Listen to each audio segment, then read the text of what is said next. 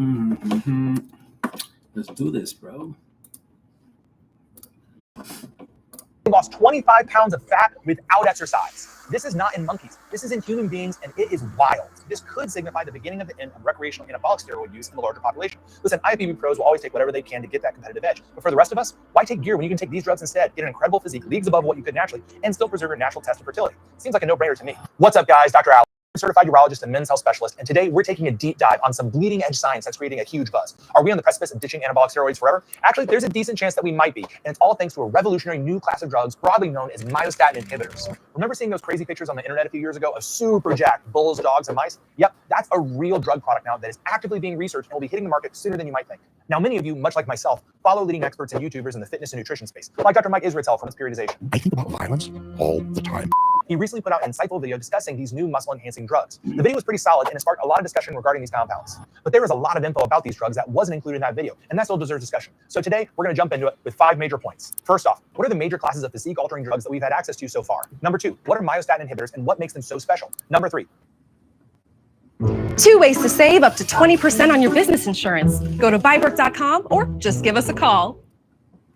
what are the current drugs being investigated and where do they stand? Number 4, what does this mean for overall public health? And lastly, number 5, what does this mean for the world of performance enhancement? Bookmarks to each of these sections will be in the description down below. Let's start with a quick review of the types of compounds that have been used for physique building up until this point. Basically, there are 3 main categories: steroids, SARMs, and peptides. Everything else, SERMs, aromatase inhibitors, fat burners, those all get tossed in the ancillary bucket for the purposes of today's talk. Today, we are focused on the heavy hitters and nothing else. First off is steroids. As we all know, since the time of ancient civilization, people have been trying to get more jacked. Don't believe me? Just check out Gerard Butler from 300. Dude looks like he starts his day with freaking Cinnamon Toast Crunch. Now, the good Mr. Butler likely relied on old-fashioned anabolic androgenic steroids to help achieve this look. Testosterone itself was first isolated in the 1930s and probably entered the world of bodybuilding maybe in the late 50s before becoming more commonplace in the 60s. As we previously discussed on this channel, anabolic androgenic steroids are small, simple molecules that get their name from the 4-carbon ring structure at their core. And although when we colloquially use the word steroid in conversation, this is what we're talking about, it's important to remember that there are other steroids like glucocorticoids or mineralocorticoids. So don't bother trying to steal your grandma's prednisone. She needs that for her rheumatism. And more importantly, it will not get you more jacked, but it might give you a hunchback and give you diabetes. So choices? Now, steroids work obviously, but they have a ton of drawbacks. They can be toxic for your heart, liver, brain, blood pressure, psyche, skin, hair, the list goes on and on. Regardless what anyone may claim, these are ancient and clumsy compounds that have only stuck around because Big Pharma hasn't had a financial incentive to make anything better until now. Remember that whole financial incentive thing because that's going to become more important later.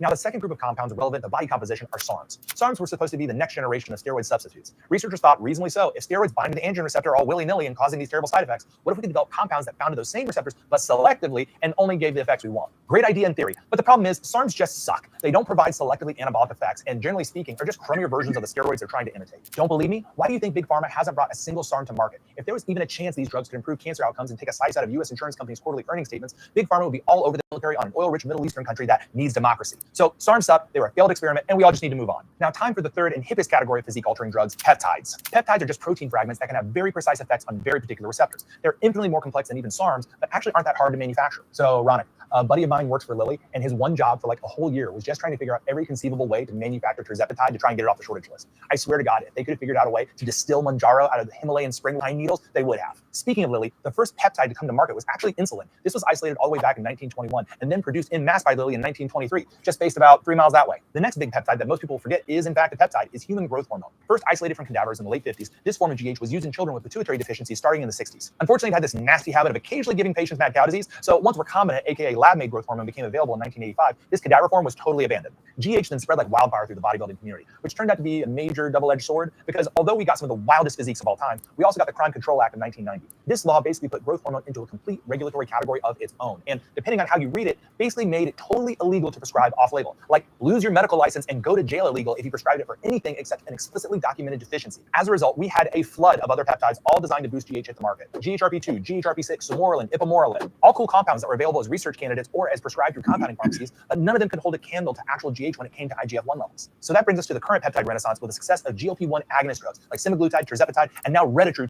Make sure to like, subscribe, and hit the notification bell for our upcoming deep dive on retatrutide. These drugs are wildly effective at weight loss by targeting the glucagon receptor, increasing satiety, and basically decreasing caloric intake, aka you're still just eating less because no matter how hard you try, you just can't beat thermodynamics. But it's not all good news. A substantial portion of that loss coming from GLP-1s, sometimes up to 35 to 40%, isn't just fat. It's a valuable lean muscle mass. Losing muscle isn't just a problem for vanity or gym selfies, although it is indeed that. Losing lean mass slows your metabolism, reduces strength, and potentially makes long-term weight maintenance harder. On average, most patients, after stopping their GLP-1s, will regain 2/3 of the weight they lost. Because when your appetite comes back, guess what? You start eating again. This leads to a critical question. Can we get the powerful fat loss benefits of GLP-1s while protecting our hard-earned muscle and potentially making that weight loss more sustainable? Enter our fourth, latest, greatest, and coolest category of drugs that are actively being researched right now: myostatin inhibitors, aka monoclonal antibodies. Now, before we get into specific drugs, let's quickly cover what we're talking about today. We're talking about monoclonal antibodies. Your body naturally produces antibodies to fight off invaders like bacteria and viruses. Each antibody is like a tiny, highly specialized soldier, programmed to recognize and attach to a very specific target, an antigen, on that invader. Monoclonal simply means that scientists identify one super effective antibody and then make millions of identical copies or clones of it in a lab. So you get a highly purified army of these smart proteins, all designed to do one very specific job. You can often spot them because of their generic drug names ending in mab, like bimagrumab or trevogrumab.